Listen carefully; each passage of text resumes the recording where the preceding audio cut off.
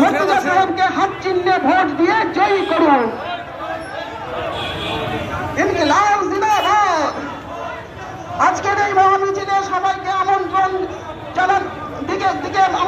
জানানো হচ্ছে।